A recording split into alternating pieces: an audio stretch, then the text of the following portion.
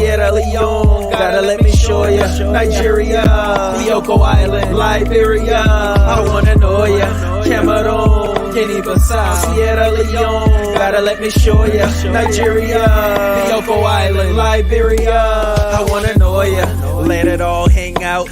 DNA brings the car people out. The artistic, so gifted. African ancestry gets it.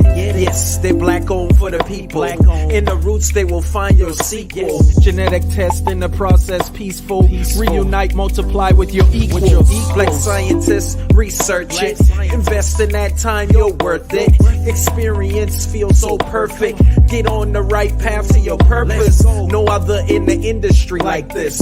Find your link to a tribe, precise kid. The Mende people, Mendenga, Volanta, the house. I wanna know ya. Cameroon, Guinea-Bissau, Sierra Leone, gotta let me show ya. Nigeria, Bioko Island, Liberia, I wanna know ya. Cameroon, Guinea-Bissau, Sierra Leone, gotta let me show ya. Nigeria, Bioko Island, Liberia, I wanna know ya. AfricanAncestry.com, the pioneers in genetic tracing for black people. Since 2003, doing what no other in the industry can do by tracing your DNA to the present day African country, ethnic group, or tribe. What better time than now to find out where you came from? Order your kit today.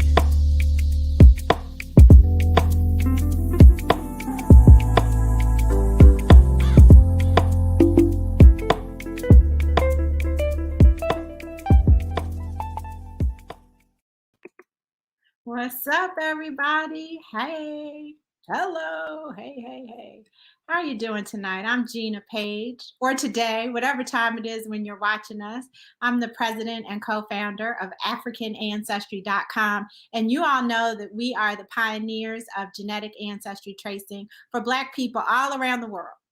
We're on a mission, and our mission is to help transform the way we view ourselves as Black people and the way we view Africa. And we do that through DNA. So out of all the companies out there that are taking your DNA and telling you whatever it is about your DNA, we're the only ones that are going to tell you the present day African country and ethnic group or tribe that you share ancestry with. That's what we do. That's what we've been doing every day for the past 18 plus years, 18 and a half years now.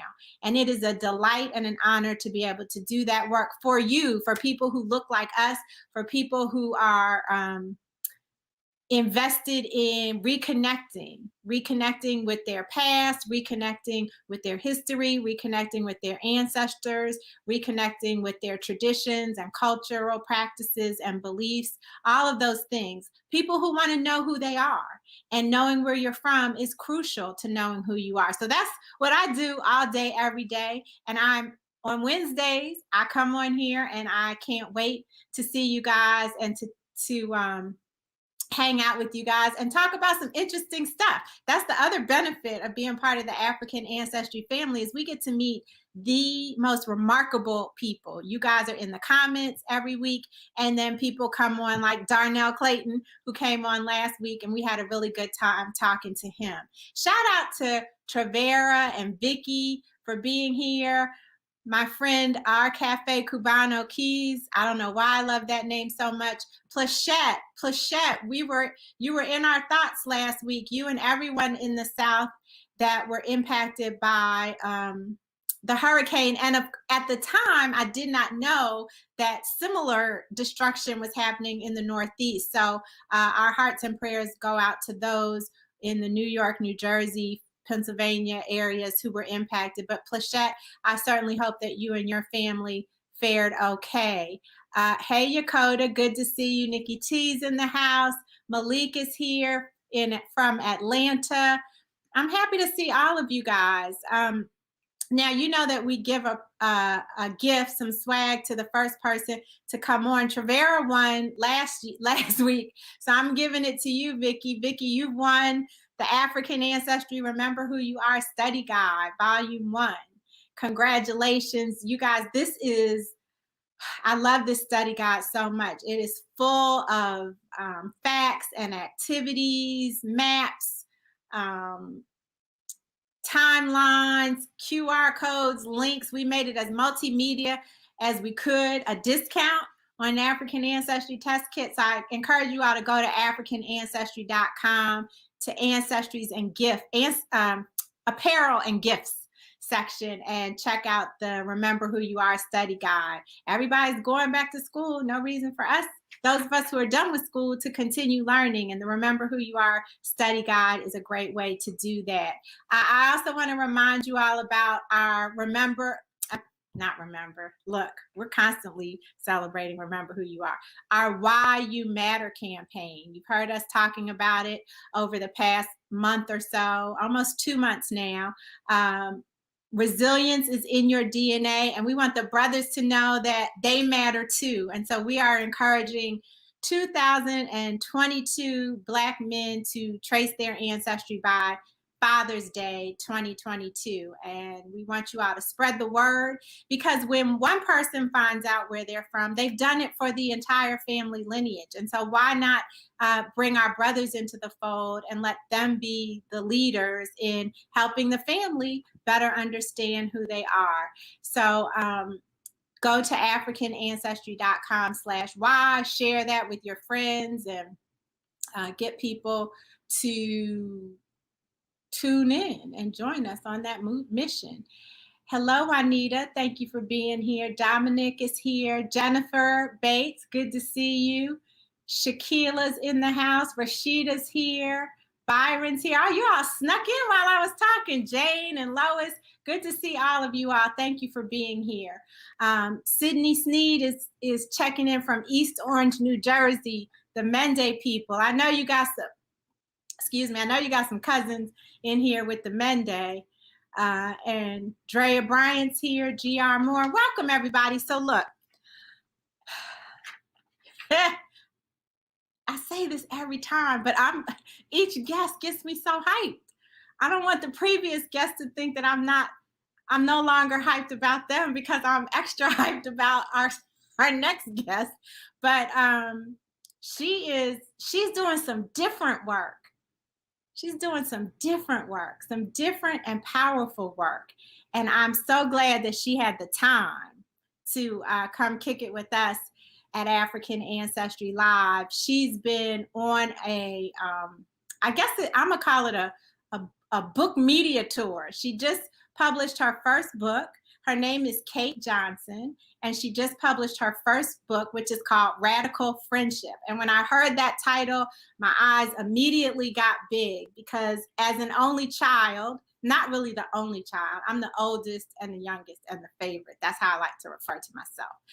But as someone without any birth siblings, friendships are very, very important to me, very important to me. And so I couldn't wait to dig into this idea of radical friendship. And I've been listening to her on different podcasts and talking about her book, and I was patiently waiting for us to get in on her schedule. Kate Johnson is an author. She's an interdisciplinary teacher, and she's a master facilitator who leads workshops, courses, and retreats that integrate Buddhist meditation, somatic movement, social justice, and creativity. Now, who do you all know that does that? That looks like us. So it is an honor and a joy to welcome Kate, so we can learn all about this.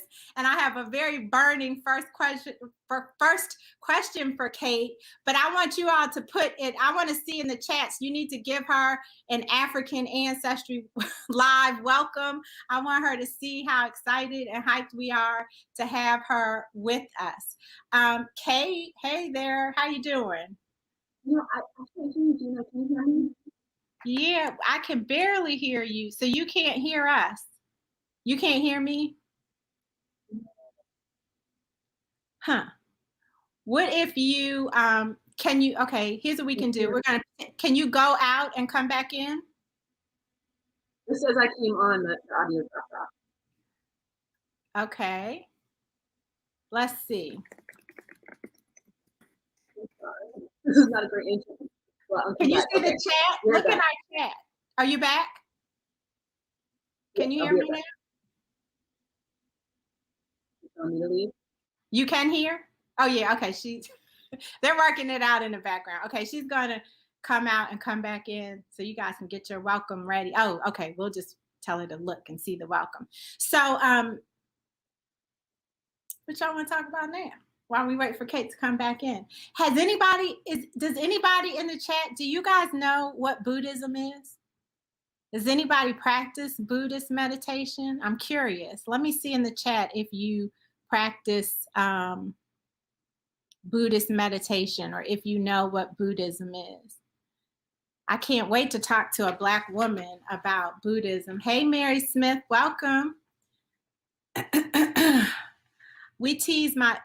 Dominic says, I do sometimes. Okay, we tease my father and call him Buddha. He's very well-versed in a variety of spiritualities, and some of the things that I've heard about through listening to Kate are things that he does in his practice. So I'm looking forward to having her talk to us. Tina Turner, we were talking about that offline. Our Cafe Cubano Keys, Wendi, who, let me first shout out Wendi holding it down on the production of the African Ancestry Live. She mentioned that the first time she and her friends had heard about Buddhism was in the movie when Tina Turner, when it came out that Tina Turner practiced Buddhism. Candy says, I've heard of it, but I do not practice it. Nicole says, we all practice Buddhism either intentionally or not. That's interesting, Nicole. Okay, so let's see. Y'all got any questions for me? This is a great time for me to take some questions while we're waiting. Lisa says, I chant, I don't want to say it wrong, in the morning and evening, and I do Ganyo. Did I say that right? Oh, that's good. So we got a lot of people who are familiar with this. Any questions for me, people? Any questions? One question we get a lot is, what are you going to do with our DNA? And you know the answer to that, people. What do we do with your DNA? You all can put it in the chat. We don't sell or share our customers' genetic or personal information or financial. Our lab destroys the DNA once a result is determined. And so you don't have to worry about what's going to happen with your genetic material. We make sure that it's disposed of immediately. Yeah, I know that chant. I just don't know how to say it. I don't want to mess it up. Yes, all right. Carol knows. You guys know what's up. Our Cafe Cubano Keys wants to know, is the trip to Africa scheduled? So we are still waiting for a date in November or December for our next Sierra Leone trip. And as soon as we have that date, we are going to post it in the on the African Ancestry travel site, travel.africanancestry.com. And we're going to send an email to everybody who is a Sierra Leone family member. So if you don't get our emails, you don't get information from us, and you are part of the Sierra Leone branch of the family, make sure you join the email list so that we have permission to email you. Tara wants to know, are there any plans to travel to Cameroon? We're working on Cameroon for 2022, Tara, so stay tuned. You are among many who want to go to Cameroon. So that one is in the works. I'm gonna let Diallo know you asked about that trip. Another question that we get a lot is, what are the countries that we find the most often? And we have found results from 27 different countries, in different African countries. The ones that we find the most often are Nigeria, Cameroon, Sierra Leone, Guinea-Bissau. Those are the top 4 that we find the most often. Okay, Colin wants to know, how can I go about finding my African and I think you mean ancestry background? So it's very simple, Colin. I just so happen to have a test kit. So we have test kits. You have the option of tracing a maternal line of your tree. That would be your mother's mother's mother's line, going all the way back 500 to 2,000 years. Or your father's father's father's line during the same period. And so you just order your test kit. You receive it in the mail. You swab the inside of your cheek to collect the DNA. You send it back to us in confidential packaging. And then we do the rest. The process takes about 8 to 10 weeks. Everything is done online. So you now activate your kit online. You can track the status of your swabs online. And when your results are ready, you can access them online. So I would encourage you to go to AfricanAncestry.com and get your Matriclan or Patriclan test kit today. Don't wait, Colin. Do it right now. You guys, Colin's been thinking about it. Does anybody have any encouragement for Colin as he considers tracing his African roots? Let's see. So Nicole says, Nicole's deep tonight. If you've ever not done any of the below, if you've ever done any of, Nicole, this is confusing. If you've done any of the below, then you're living by Buddhist beliefs, very similar to Christianity. So refrain from taking life, not killing any living being, refrain from taking what is not given, not stealing from anyone, refrain from the misuse of the senses.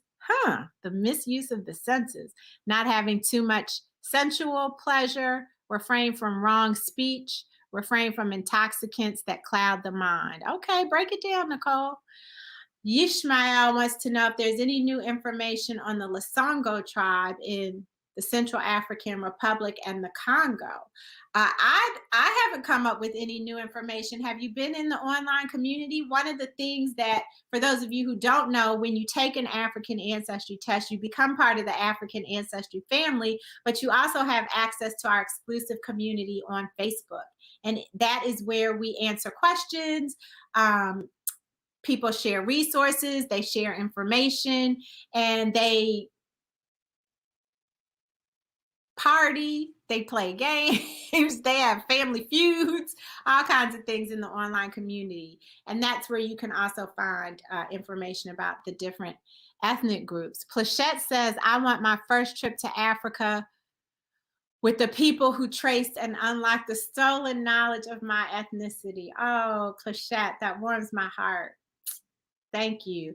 I hope that you can join us on one of the trips. I believe, is your ancestry Nigeria, Plachette? Trying to remember, we did an impromptu reveal. Diallo revealed Plachette's ancestry in Congo Square in Nigeria. Oh wait, I think those are Nigerian flags.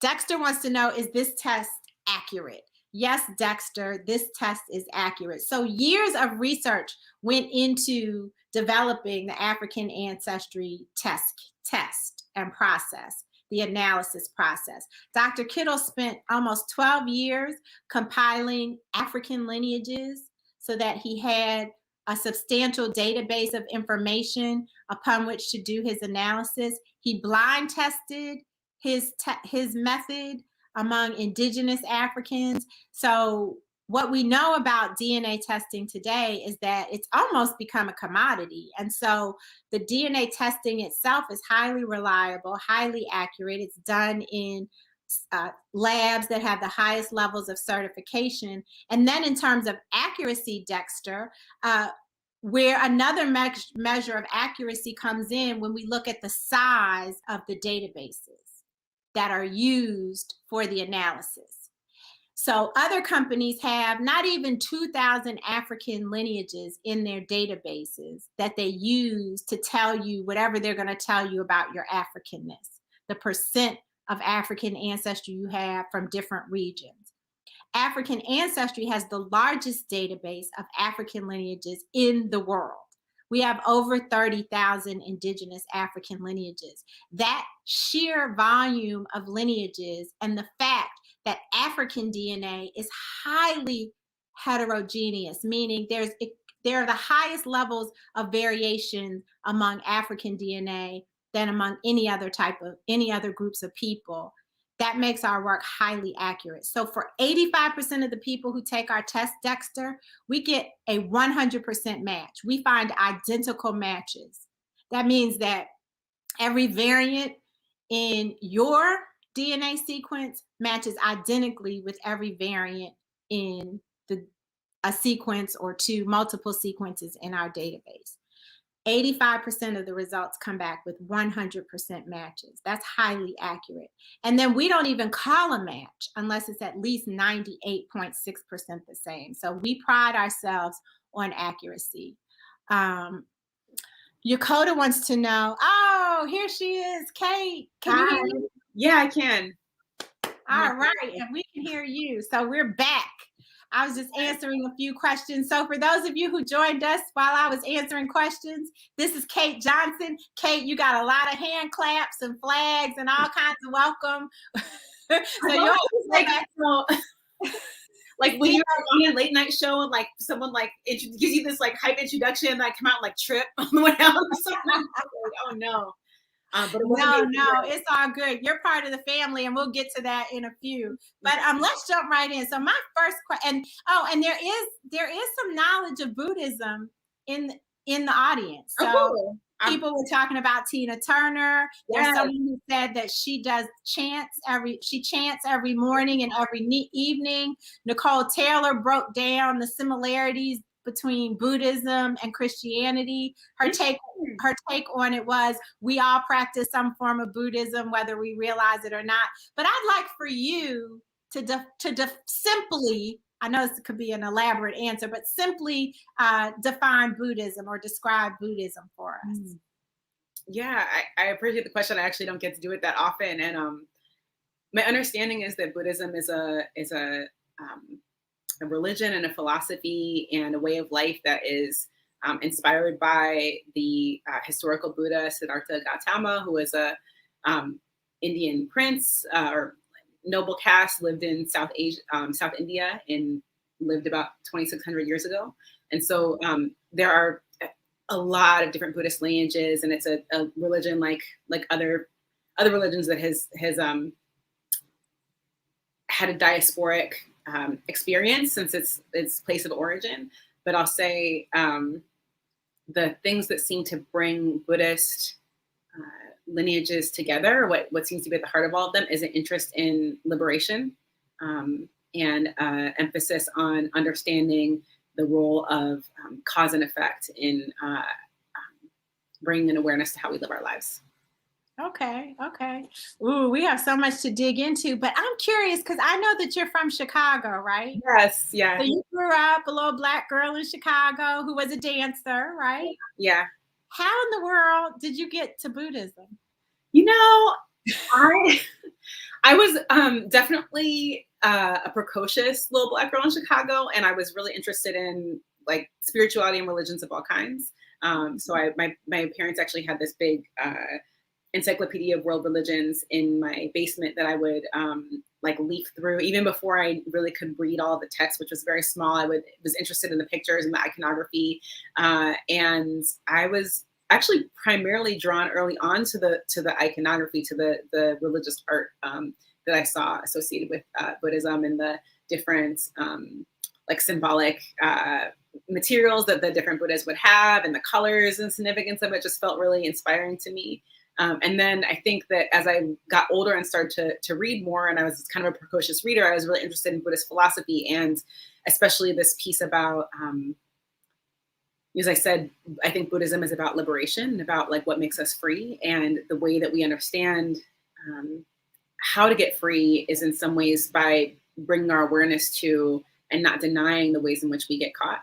And so there's an awareness of both the coexistence of suffering and liberation in every human experience. And that's something that I can really relate to just in my own life, and also seeing what I saw in the world around me, that suffering is real, suffering exists, and also freedom is possible.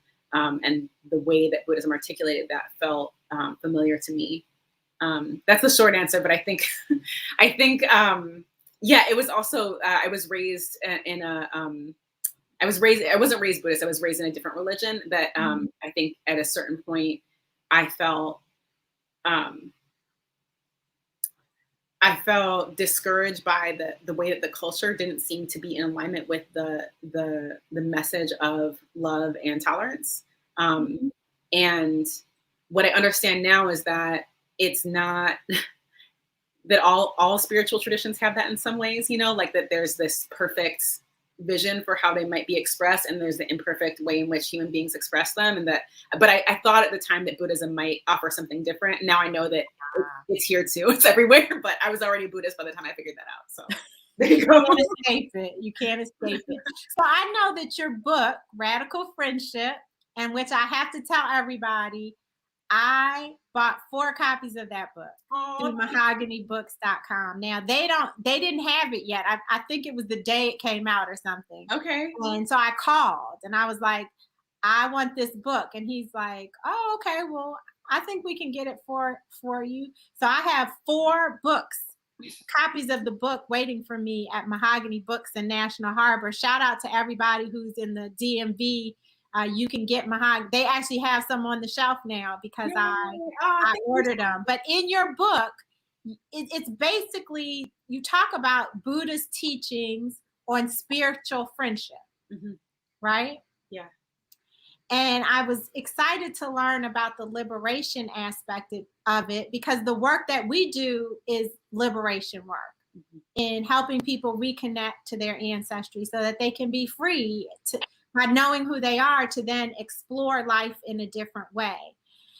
Is there a Black Buddhism tradition? Like, does Buddhism have African roots, Kate? Oh gosh. Well, okay. Those are 2 questions that I want to address slightly separately. So in terms of, is there a Black Buddhist tradition? You know, almost 2 years ago now, I had the privilege to attend the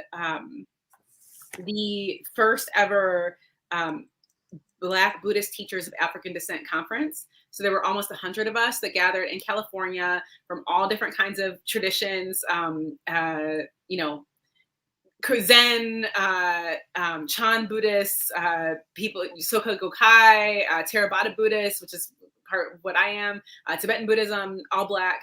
And we had this chance to get together. It felt like a huge family reunion. And when we gathered, we sat in a circle. We all, just as by way of introduction, shared our name, our pronoun, where we were from, and what lineage we practiced. And so people were going around. And then a teacher named Pamela Ayo Yetunde, who lives in Minneapolis, who later went on to edit a book called Black and Buddhist, a series of essays by Black Buddhists about this experience of, you know, coming from, you know, African descent and practicing in the Buddhist tradition. She raised her hand and she said her thing, and then she said lineage. She's like, I want to say Black Buddhist. Can we claim that yet? And it was just, everyone erupted in laughter. It was, you know, but it was also like this moment of, oh, I think we're doing something here. I think we're doing something that's different. And I'll say that I have known Black people to practice in every one of the Buddhist lineages that I know, which in their current forms in the US are, I would say, of Asian heritage and culture. That said, I feel like right now there's a unique expression of Buddhism coming through the Black experience, Black culture, Black minds and hearts, and the way that we're practicing and teaching that is beautiful and distinct and needed, you know, but distinct from the way that I think Buddhism has been primarily practiced in the West, having come through majority, you know, white European teachers and you know, Asian teachers from Asia. So yes, I think there's a Black Buddhism. I don't think it's like it's emergent, but I think that some of the features are there's more of an expression, more emphasis on community, more emphasis on relationship, more emphasis on the possibility of touching liberation and experiencing freedom and practicing love and compassion and mindfulness in all of our moment to moment experiences in daily life, as opposed to, you know, what I learned mostly coming into the tradition, which was that you go away on these long retreats to study in silence and kind of stillness on your own, and then use those insights to come back into the world. So that model of, you know, go away, study by yourself, come back, this kind of individual liberation model, I think is starting to die, and this desire that for a collective liberation is starting to be born. I think that Black Buddhists and the way Black people articulate Buddhism has a lot to do with that. That makes a lot of sense to me, because as a people, we're not individualistic. as a people, we're very communal. We're not silent either. Right. We're very loud, but we are together. There's a sense of togetherness. So how can you find, or can you find stillness, find mindfulness in everyday life? How is that possible? Yeah. I think it has to do with intention. So one way can be to identify a type of moment where you would use this as an opportunity that happens throughout the day to drop in and be present. So there's an amazing Vietnamese Zen Buddhist master, Thich Nhat Hanh. He was actually nominated by Dr. Martin Luther King Jr. for the Nobel Peace Prize. He talks about integrating what he calls mindfulness bells into our daily life, so that, for example, if I decide every time my hand touches a doorbell, I'm going to take a deep breath and feel my feet on the ground and give gratitude for the earth that is supporting me. Like, how many times a day do I touch a doorbell, a doorknob, right? When I'm opening the bathroom, when I'm leaving my house. So that becomes a way to integrate, it doesn't take stepping away from my life and sitting down on a cushion, but it does give me a moment to pause and be grateful and to feel the body that, the universe has gifted me, and to appreciate the moment. That's a great example. Yeah. You're right. That it was so clear to me. Things that you do all the time, just making a note to stop and be present. Right. Yeah. I think, oh, sorry. No, go ahead. Well, I think too, just because relationships seem to be a theme, I'm a new mom, as you know, and one of the things that I think about often, because being a parent of a young person is like so time intensive, is like what it's like to be really present with my kid. And it reminds me of something that I read that really impacted me. Toni Morrison wrote about how she intentionally began at some point to allow her face to light up when one of her children entered the room, like by just really stopping and feeling how much she loved them and letting that show in her face. And then she realized that in the rush of, she's Toni Morrison, right? So she's like getting up at 5 a.m. to write novels, in addition to going down and being like this powerhouse editor, edited, Angela Davis's, autobiography, just she was doing everything. And in all of that, greatness, it's a lot. It's a lot to have on your mind. And I think that, part of what the practices in Buddhism invite us to is, again, like being able to be present enough to let our love shine towards the people who we love in that moment, and to pause long enough to do that. And it doesn't take as long as we might think. No. Right. Yeah. Especially if you put it in terms of these everyday activities that you're going to do anyway.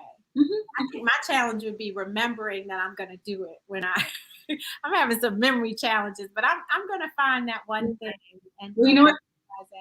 Oh, sorry, I keep almost interrupting you. Not very mindful, but I just get excited about, because the word sati, which we often translate as mindfulness, it literally means to remember in the Indian, ancient Indian language of Pali. So that remembering is the practice. I just want to affirm that everybody has challenges remembering, and that's a part of it.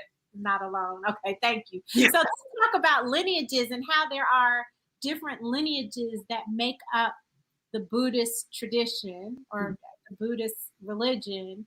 Makes me think, of course, of African ancestry, and it makes me think of ancestors. Mm-hmm. Because the ancestors are those on our lineages that came before us. Yeah. So what was the role of that ancestors played for you in or that they do play for you in your practice? Mm-hmm, mm-hmm. Well, ancestors actually played a big role for me, even in the writing of this book.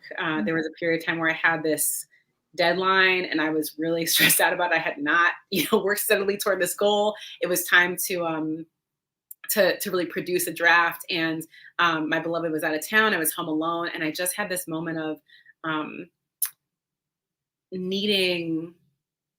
feeling like I needed to reach out and for support, for inspiration. And I would write as much as I could during that day. I would edit. And then before bed, I would kind of say, I tune into the presence of my ancestors, just as I experience them in my body, the way I think about the way that I first started to connect with ancestors is through the recognition that they're not they're not somewhere else. They're actually right in here. They're in my blood. They're in my breath. They're pumping through my veins, and that possibly I could connect with them and tune in with them by bringing my attention to their presence. And so I would just kind of like lie down at bed and be like, okay, please help me. I'm thinking of you, like give me a sign, let me know what to do next. And I wake up in the morning, oftentimes at like 4 or 5 in the morning with marching orders, with like a kind of outline. I would wake up out of bed and start like writing down, and then that would be part of my guide for the day. And there was one time where I woke up and I was working on a chapter around endurance. The book is basically Radical Friendship is a meditation, is a exploration of the Buddha teaching on spiritual friendship, and a particular text called the Metta Sutta, which is broken down into 7 parts, and it talks about 7 different characteristics of the true spiritual friend, which is a friend that is dedicated to show up for our own and each other's liberation. Basically, we have this kind of connection that we're here for each other's liberation. And the chapter that I was working on is around the statement that the spiritual friend is one who endures what is hard to endure in the name of spiritual friendship. And so in that chapter, I talk about identity, and I talk about that there's a way we can relate to identity that actually brings us closer to liberation, and there's a way that we can relate to our identity that makes us kind of trapped and caught, and that distinguishing between the two is a part of the spiritual practice, I think, that's invited by the Buddha in this text. And so I was working on that chapter, and I had this section that was kind of like, it was about the Buddhist teaching on not self. So it was a little bit academic, and it was a little bit kind of like technical, and I had been wrestling with it. It wasn't really working. And I woke up that morning, and it was almost like I heard, scratch that part, write about us. And so I took out this whole section, and I started writing anew about how my relationship with ancestors had emerged. And one of the things that I talk about in the book is that in the translation of Buddhist meditation and Buddhism into the West by, primarily European, American, like young teachers, one of the things that was consistently left out that is always present within Asian Buddhist lineages is the presence of ancestors, the desire to have a relationship with the ancestors, the acknowledgement that ancestors exist and that they're a part of our world, that we have a relationship with them. And so when I wanted to establish a new relationship with ancestors, I actually went to African traditional religion, and I met with a priest who helped me establish an ancestor altar and and one of the things that he taught me that was beyond the way that I had been practicing with ancestors, which is to feel my breath and to be aware that they breathe the same air, and to feel my body and to be aware that they were, somewhere in my cells, was to try to develop a friendship with them, to say that, what, they need you as much as you need them. And part of the way that you establish that relationship, just like you establish a relationship with your own mind in meditation, is to spend time with them and to think of them and to have their pictures up in your home and to be aware of them in your daily life, like not as someone, not as people that were, somewhere else, that went far away, but like really, really bring them present. So I have primarily drawn on traditional African religion as a way to connect with ancestors, but I think that it is very much in alignment with the way that people might have a cultural practice around ancestor relationship in Asian Buddhist lineages where it was originally practiced, if that makes sense. Yeah. So one of the things I've heard you say multiple times now is that the traditional, there are elements of the traditional Buddhist religion that have gotten lost through the translation of the principles and the beliefs of people who aren't like the original. Yes. So they decided what they were going to share when they translate the religion to those of us in the West. Yes. And we see that is a common practice of people of that group of people. And it doesn't surprise me that by going to African spiritual traditions, you were able to reclaim and identify and bring back to the surface the true lineage of the Buddhist religion. That makes perfect sense to me. Yeah. Thanks. Yeah. I mean,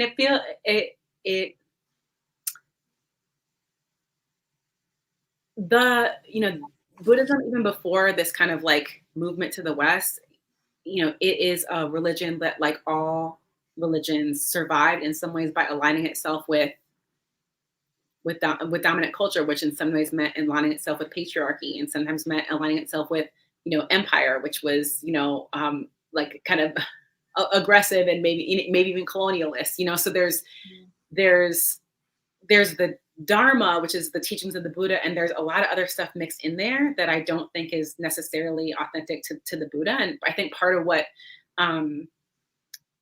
is unique about, I think, Black Buddhist practitioners and teachers is this willingness to not only tune into like the phrase that's coming was the letter of the law. What I mean by that is not only like rely solely on the text that we have, but also what we know in our spirit about what's true to the spirit of the teachings, And I think that the presence of ancestors is true to that spirit, whether or not we see it in the text that we have now. I can't wait for you guys to get this book, Radical Friendship by Kate Johnson. Listen, go to mahoganybooks.com, go to katejohnson.com, go wherever you got to go to get a copy of this book, because she's just giving us, you're dropping these little nuggets that are making me like, I want to read that chapter on endurance. I want to know what the seven characteristics of friendship are. We talked about, we kind of have we've taken a giant step into ancestry and talking about our ancestors. And you are a new member of the African Ancestry family. We are so delighted to have you with us. And so I want to talk to you about kind of your African ancestry experience, and then how that translated for you as someone who's of mixed ancestry. A lot of people who have very different reactions to their ancestry results. And so first of all, tell us about your African ancestry experience. Yeah, well, I'm a member of I'm Balanta. Yes. It was so like, I was like, how do I say this? Oh, I am Balanta, right? Yeah. Balanta. Which is just, as you started saying about like you're a member of the family, like I started getting a little emotional, and I didn't anticipate that. I found out today. You found out today. Yeah. Now, which lineage did you check? And I want to see some Guinea-Bissau flags. I know we got some Guinea-Bissau people here in the comments. Marcus V already has said, welcome to the family. Thank you. Which lineage did you trace? Because your mother is, I can say this, it's public knowledge. Your mother is white. Yes. You couldn't take a matriclan test because that would take you back to a line you already knew. So how did you get the Balanta? Yeah, so my dad took the matriclan and patriclan test, which is wonderful, and like I feel like a gift to all of my siblings and many cousins, and his brothers and sisters as well. And yeah, we're very excited and kind of in awe.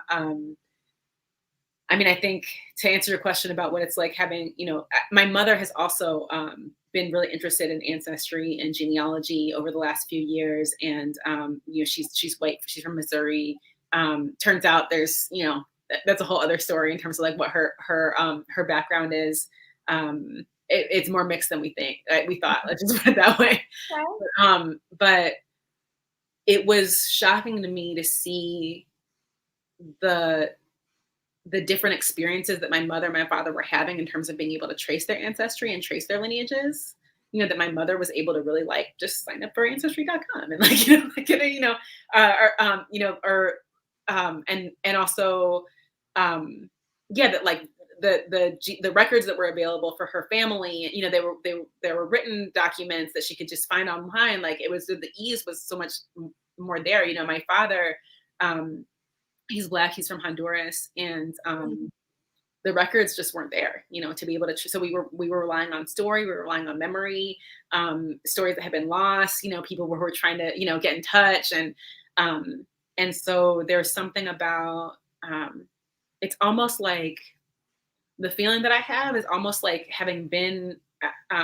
I have a background as a dancer. The feeling is like being on a stage and being in a spotlight, and then suddenly someone turns on the house lights, and I can see like the whole, like that's the feeling that I have, knowing that like I'm coming from the belong to people. It's like I had a limited view of that suddenly like opened up today, and I could see kind of the whole picture and all the people that were behind that, and it feels really good. Wow. What a beautiful analogy. Ooh. Now, talk about sitting with something. We need to sit with that for a minute. That's very powerful. I wonder if you guys can relate to that. When you got your results, did you see? Did it feel that way to you?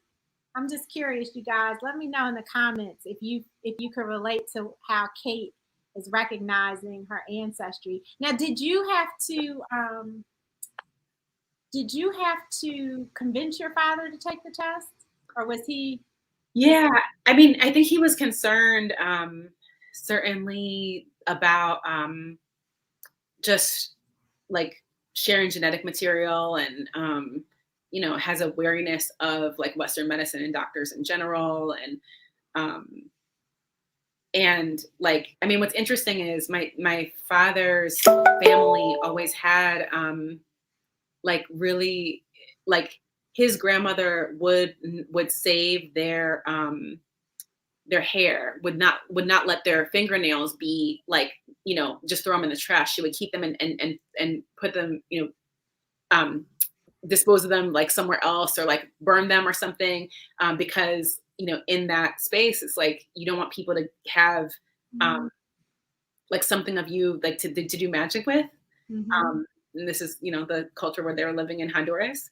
And what my dad says now is like, she didn't know about DNA, but essentially that's what she was protecting, right? She was protecting our genetic material. It's like, so to give that away to somebody willingly requires a lot of trust. So he has been holding out for a while, and it was just through finding out about African ancestry that he really felt, learning more about the company and the process, feeling more comfortable doing that, and that it was going to be destroyed. We destroy it. Yeah. Well, I mean, I think like he wasn't so much even like he just wanted to know that his material was going to be respected. It was going to be respected. That it's a part of him, that it has important information in it, and he wanted the people who are treating it to be treating it with respect. And he felt that he could have that here. Ashe. I love that. Tell your father thank you. Okay. Well, I'm sure he'd love to tell you in person someday, or Yes, it is an honor to be able to treat his genetic material with respect, as we do for everyone who takes an African ancestry test kit. So one question that's been burning, and it's not necessarily a Buddhist directed question or Buddhism directed question, but I am curious, Kate, because you do have this practice, and you do have this expertise in helping people manage information and different ways to manage information and interactions. How do you reckon with, or how do you suggest we reckon with the idea that we have ancestors who may have caused harm, or who did cause harm? When and I kind of alluded to this earlier, when people take this test, the results don't always come back African, whether they look like you or whether they look like Wesley Snipes. Really? There's still a chance that the result will be European. And for the most part, people don't want that, because the immediate association is a negative one, that is because of rape that occurred. And so how should we reckon with that, or how can we reckon with that? Yeah. Whew, I mean, it's a huge question. And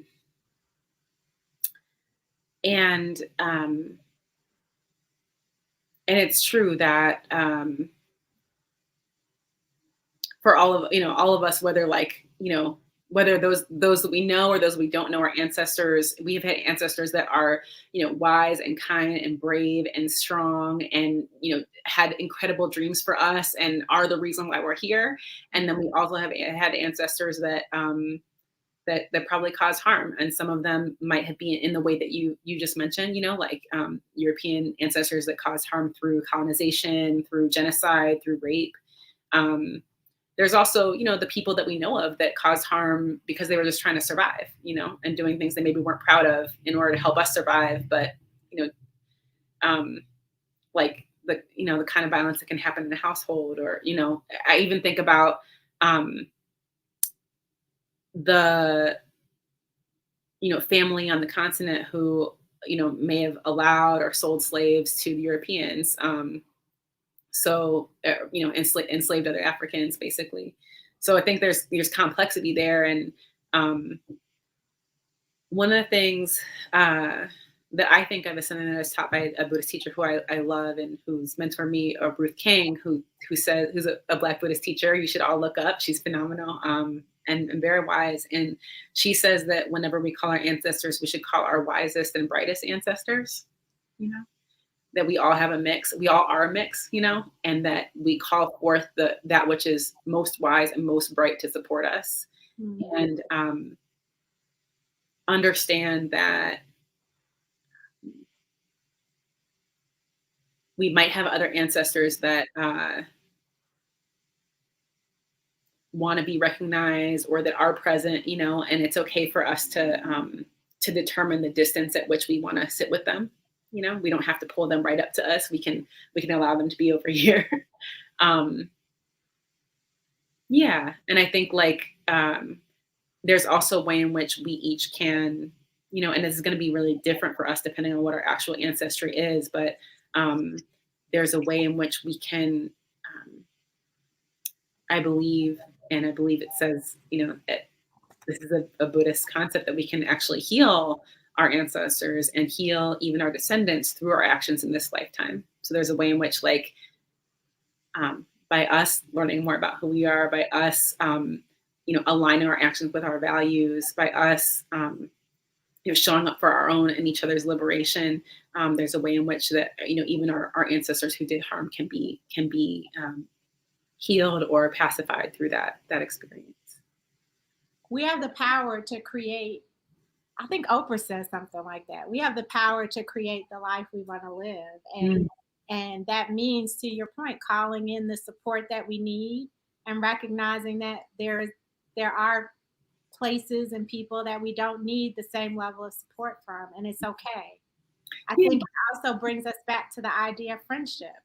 And that's one of the roles that we can play for each other in this concept of radical friendship, that is a spiritual friendship that leads to liberation. Did I say that right? Mm-hmm. Yeah.